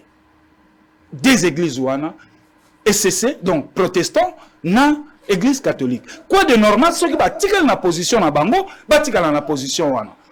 Toboyi baoyo baza bakolanda na tuni yo madame bako sa nini na hôtel du fleuve lelo yebi basali déjà mikolo boni kuna facture wana bakolia bakomela nana ko futango et puis nani avandisi bango kuna pamba te bali na banda kuna bango bali ba marié basundoli mabala basundoli bana bake ko vanda kuna tale sika bateau bakotalisa biso ke balingi mboka. Maintenant à ce stade na siko tokomi nini tokoiko sala nini RDC ko sala proposition na ngai yango RDC ali mama na biso to se dépasser na ba position na biso nyonso total Congo mai na miso isikezo kenda to vanda to ali ba bantu to kutana mais pona ko kabola ba poste te to kamata ba mayele na biso to ti en place pour lobito za na maponomi bien oyo biso lingomba politique to ko kufela lelo la muka et ali une vérité des urnes 2023 bazoba ki biso na 2018 to moni sami ndenge leki to boyi eloko wane ya suko zongela biso pambate développement ya mboka na biso ezali na kati ya changement ya bakambi na biso Monsieur Chilomboye asali mandat moko ya lili sumuta kei ngape lobi na ye na sali mandat moko na kei lisumute na kei ye lelo ya biso gratuité ya brouette e otambola yango moko te foko tindika lobi ngana ko ya na ko pesa mo moteur lobby oya koya ekomi gratuité longwe na primaire ekomi tina université talabu kitoko ya Congo yangwana. Merci madame. Merci beaucoup mwana mboka ngoma mwana mboka bazin utikolanda ba analyse ya ndeko ngoma réaction na yo ezali nini pour que to mettre fin na dossier ya processus électoral. D'abord nazo banda na place ya acheter ndeko ngoma parma comme si autokutana muzito lelo gratuité à brouette sali pas. Est-ce que ozo kanisa ete muzito se retrouve autour d'une table on a koloba makambo ya dialogue et que affaire échapper que non ngai makambo pouvoir te muzito oyo yazana ye parce ça veut dire l'opinion ça veut pesa papa mais tant que bangana na biki na okoma yo tonga na ko bando bando déranger nganini yo so na évoluer mboka. Aucun homme politique congolais maman oyo benga ina dialogue y compris muzito ono to solo la makambo mboka ya partage ya pouvoir na Congo oyo on a été trompé on trompe qui peuple le loi commis vraiment très regardant très vigilant au peuple congolais. Tu vois que là, comment quoi gratuité à Brou, est-ce que comme on a une école conventionnée que là c'est dans le bien année ya liboso et sili. Tant que président Félix a lancé gratuité. Bah désactiver l'enseignant nyonso ba ko yate. Alors que muto a ko revendiquer droit. Mama melo ba lobby gratuité enseignement tangoyé. Année ya liboso ko simba te. Bana ba bazuba diplôme. Ba mosusu ba mati ba kelasi. Ah oui, si ko banda lisusu. C'est un droit ya ba enseignant. C'est un droit très donc constitutionnel, il y a pas qu'on réclamer, il y a pas qu'on revendiquer. Moi je trouve pas là un inconvénient. Ba réclamer ça droit na bango. So ba marcher ba marcher ça droit na bango. Effectivement, bazo ko revendiquer, c'est bien bon, mais pourquoi bazo désactiver? Non, l'enseignant bazo ya ko prendre part pour na repé ça. Là je condamne l'acte. Je l'ai dit là partout place dans les cas je condamne l'acte. Salaire à moto na caractère moko alimentaire. Enseignant on a zana bana misato bana mine ana bana musupe ba lotanga na ba école privée ko désactiver bon les âmes longate. Ce n'est pas une solution. Vous pouvez le faire passer par commission de discipline. Ba yo kaye ba les pourquoi et puis ba comment ko zoba métier. L'administration est-ce que c'est au ministre de l'EPST de faire ce travail? Là j'ai condamné madame, là ce n'est pas le problème. Je sais que le ministre va se rattraper. A ko se rattraper na yebi bien mais ceux qui a commis à jour bongo. Oui bien. Ceux qui a commis quoi jour bongo. Après ces décisions. Ceux qui a commis quoi jour bongo, ils ont payé ça kanda. Ils ont bien été. On doit laisser les enseignants revendiquer ça droit na bango. Ninga yambaki ba mususu, yambape ba mususu wana, ba ça la grève. Il est là pour ça. C'est un parent. Il a appelé à avoir un mouton à mon nez. Et puis ça il passe la mouton matin. C'est ça une république. Tant que vous gérez bureau, tant que vous gérez république, c'est deux choses totalement différentes. Il faut comment vous gérez ba émotion, na ba sentiment ya batu. Il faut yeba. C'est ça aussi la gestion madame. Mais na na loko moko. Mama webi ko sa peuple za eloko ya moko ya passe. Alors zongeli mettre ngoma. Na makamona ya lobi ya seni. Na lobi mabeza liwapi. Lobi lelo so ba peso une portion ya responsabilité. Pour nous réfléchir et pas na on anda ko koki ko réfléchir te. Vous pouvez vous éloigner. Vous à quelque part, vous allez ko réfléchir. Mabeza liwapi chole. Nande ko senga ba ko mona mabe wapi. So ibaninga muso baza loger so ki na hotel bango ba koloba. Yango $100,000 ya bango ba koloba tende nini. Ba koloba $100,000 tende nini. $100,000 ba kuyi wapi. Oh, ngana okaki nani monseigneur soki Nzinga. Il a dénoncé aussi une histoire de $100,000. Pas dénoncer $100,000 oh, bande ko SCC na bande ko Senko, bazui. Et ana moto moko asima na bango na ko chamba bula moto ako pelisa moto. Pone sola sala ba déclaration za ko sala wana. Nde kwa lobia wa ke kadima azana expérience, azana qualité, azana expertise, azana CV ya malonga.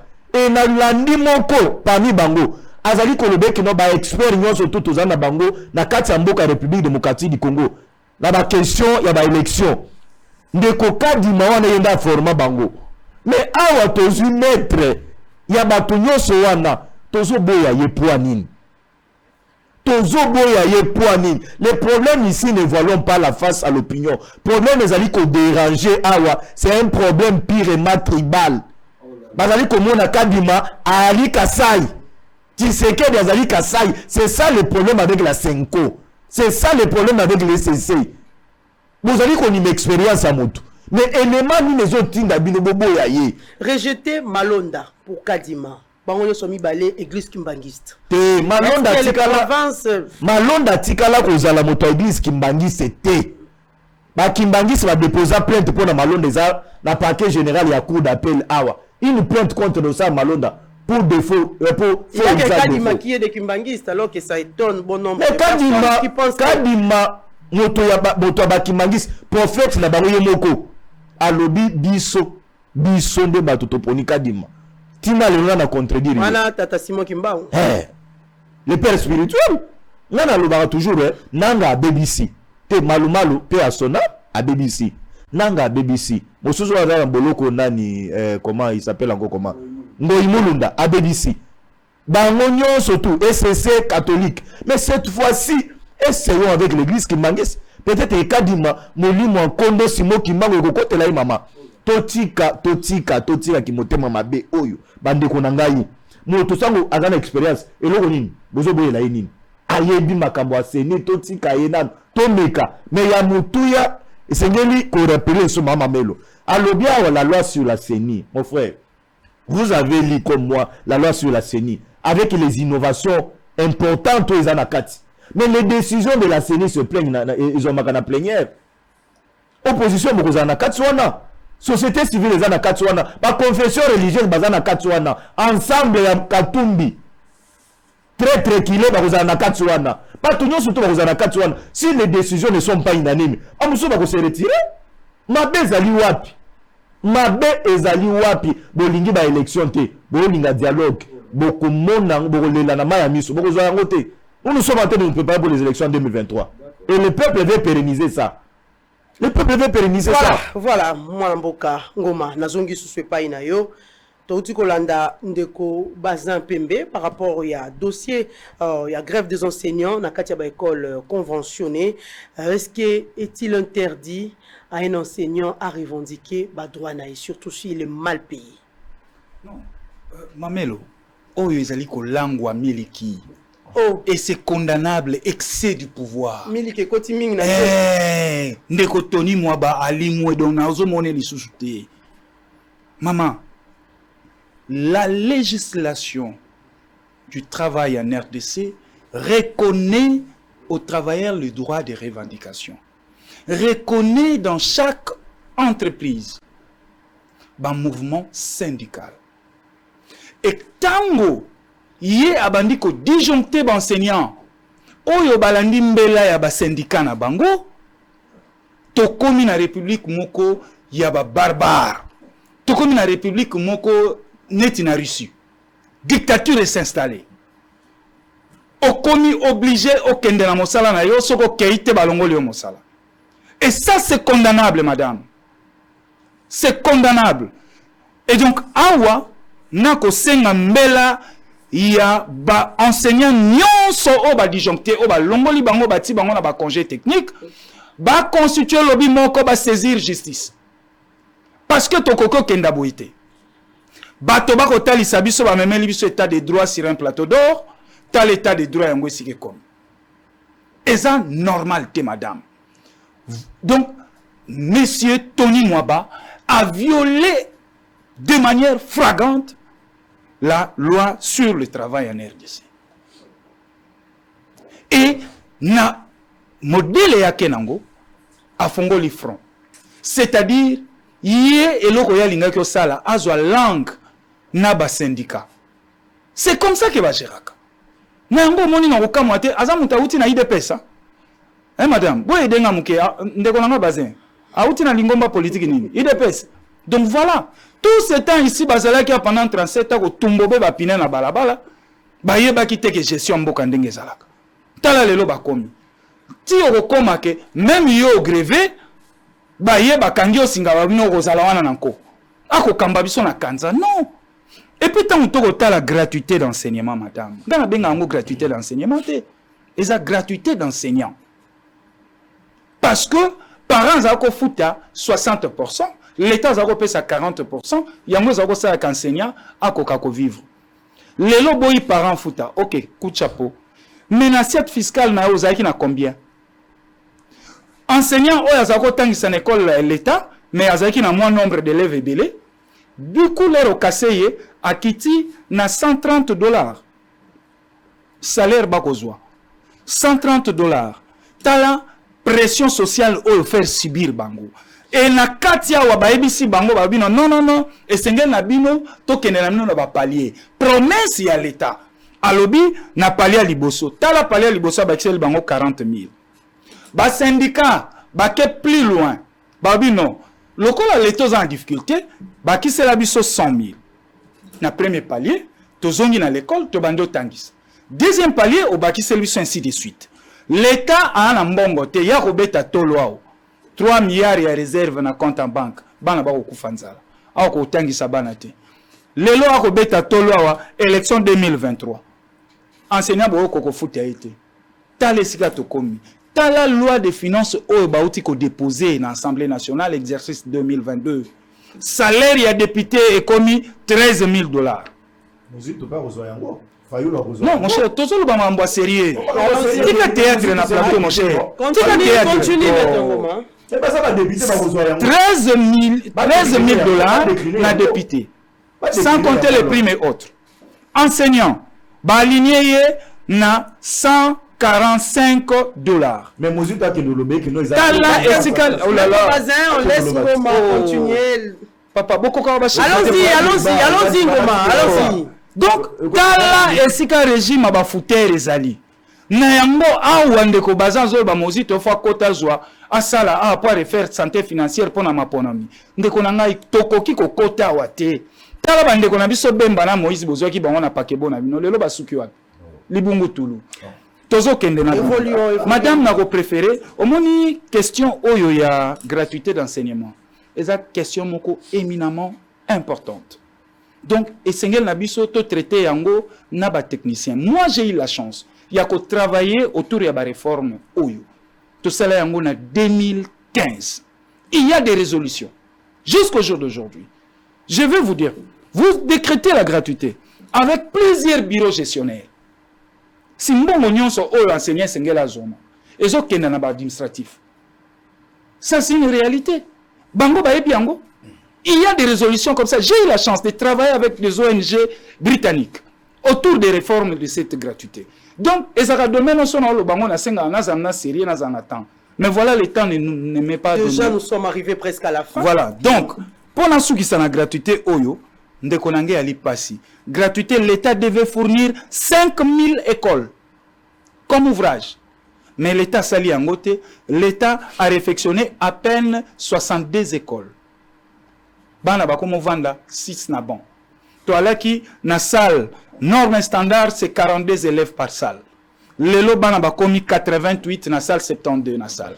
Gratuité oui, mais pour quelle qualité d'enseignement? OK, maître Ngoma. Un dernier mot. Voilà, dernier mot Ezali, tous en marche le samedi 16 mouvement. Marche. Oui, samedi 16 c'est déjà acté par l'hôtel de ville. Ndenge bandeko banda ko yebisa biso biso kaka entre la muka na hôtel de ville de Kinshasa. To komisa ki bango na suka. To talisa ki bango na suka ba komi mobilité plaqué contre mur. Parce que to non. Biso to na droit to tire pression à l'hôtel la muka banga ki ebike to ko bimika na balabala. Ba ko attaquer bactère politique. Bango ba panzaka po ba yebi force à la muka. To laksi bango premier épisode na Njili Sainte-Thérèse. Ça si ba bangi gaz la to laksi bango premier épisode na Njili Sainte-Thérèse. Bon tondi vidéo za parti moko mokonzi. Na longwe na ye na samedi 16. To ali na marche. Po to talisa ba imboka surtout ba kongomani na bandeko na biso balobaka na biso ke te bino toujours changu. To lobi turo changu te. to bani na biso monga fula. OK. Toke na biso monga fula, to ya ko suka ti na siège sidé. To relaxa bango o ba mona ki samedi. Ba itinéraire au hôtel de ville à Pesa. Itinéraire to zo discuter yango lobby na gouv. Po yala ki ko banda na njili te, ti ko njili te. Ye kuna na politique na ya moyibi stratégie bobi te to ko yesusu na pano wana te to kende kana na politique ya Argentine ya moyimi ya kopimela biso expression populaire a chaki zone dite naître na chango en violation à balwanyo kimi yango bolobi te totikela ya jouer na des discussions totikela ya jouer parce que biso lingomba politique la muka to ali na résistance to ali na tina te to kena na guerre makofi to bundana kana ba police na biso ya ali malamu te to kopesa mauvaise image na yango biso ba politique ya la muka ba leader ya d'opinion to ko senga ba kongomani nyonso ba kinwa nyonso bazala na limemia ko yibelo kwa motote ko bukelo kwa motote et puis surveillance na biso ya sécurité alike oyo ko marché na ye kengelai pamba te to ebi na système na bango ba kotela biso ba intrus ba kotia pagai zizani ko police autorisation hôtel de ville c'est déjà acté lobby tozo kenda discussion autour ya itinéraire to boyi déjà changu to lobby to kena biso problème boyi te voilà problème poto la bango pe que toi partout bango lo ba bulaka mingi changu commune populaire to bite to tigeli mino changu mboso pa kende comme Gentini pa chaki meeting na vendredi leki yepe vendredi to samedi kenene changu biso okena biso monga fula meeting na komi ya ba concurrence mona mo te babo ke la biso ba tract babo ka ba tract butu meeting ya la muka ezali reporté le 20 octobre totali bona tongo ba tract na bare abis tobi bato baza boni mais to lakisi bango bor ke Faïlou Ali mwana nzambe ali aigle. OK. Martin Fayulu azali aigle, Adolphe Mozito azali savant. Donc Dio ya batuana mi balé ko bonga ya Congo yangwana. Pambate antidote o eko Dio ya aigle na savant ya bombe.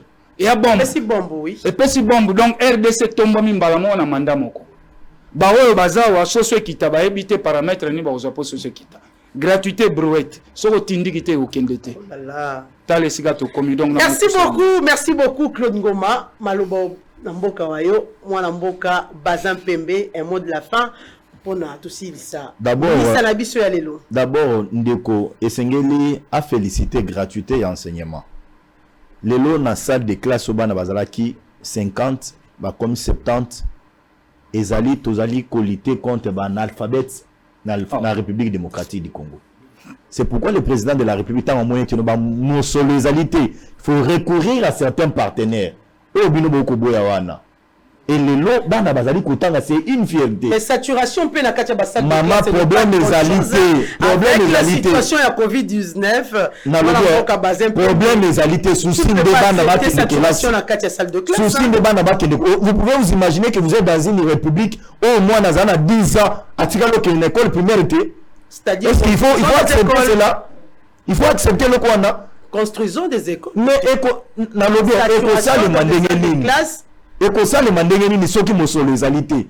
Aujourd'hui na ba construction ya ba école 300 écoles. Mais il y a des détournements. Tant que vous n'avez pas de ba ko créer non justice populaire. Oh justice boy. Oh justice boy, justice boy. Non, pour en finir. Ndeko ko se glorifier te bino bo salimpiaka ngobilanda tondisi tala ba vidéo eza santé bo salimpiaka ngobilanda tondisi bo salimpiaka mboso na tondisi vous okenaki na cameraman moko azo zwa vidéo moko oyo ezo tambola lelo na ba réseaux sociaux ezaka ya parti moko tala na simanyo zote mama be volontaire bino ba kozana moto mabe bino nde ba ko zwa vidéo kwa côté moko mais ba place mususu tout vide. Il y a un garçon qui a filmé, a tambola. Mais vidéo sont tambola, il y a le battre. Nazaki invité par Bandekwa Mukanga na ko tambola. Lobi tango nazaki na marche ngobila, bato basali plein. Place nga nazalia, bato bazaki meke, mais tala place ya yini ya Fayulu, azo tambola. Et message ezalaki nini? Abi Michel Biso papa wemba musosu. Message ezalaki nini? Il est allé danser. Non, il a parlé de l'état du ciel, il a parlé de beaucoup de sujets, moi, Mamelo. Dans le bien, Totika, laissons la distraction. Nous disons, pour conclure, qu'on doit se préparer pour les élections en 2023. Et que vous allez Mbosso, que le président de la République a Yambakio, la Lumbashi, a Ibisakio, que dans l'Assemblée nationale, ne bazali na arbitrage ya souka. La confession religieuse, Motema Mabe, Koti na Kati.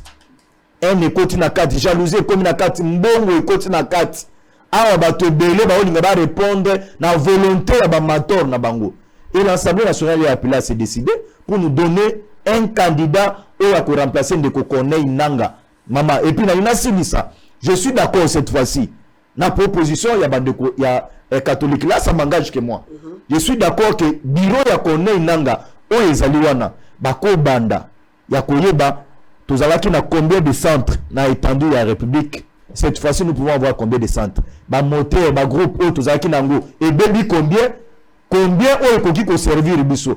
Combien de kits tozanango, combien d'isoloirs tozanango pour ne permettre na bureau mususu oyo koya ba continuer avec notre travail pour que notre accélérer makambo ya maponami na 2023 parce que nous voulons en finir avec bato ya batoni na haine, batoni na jalousie. La moko. C'est ça la volonté du peuple congolais. Merci beaucoup.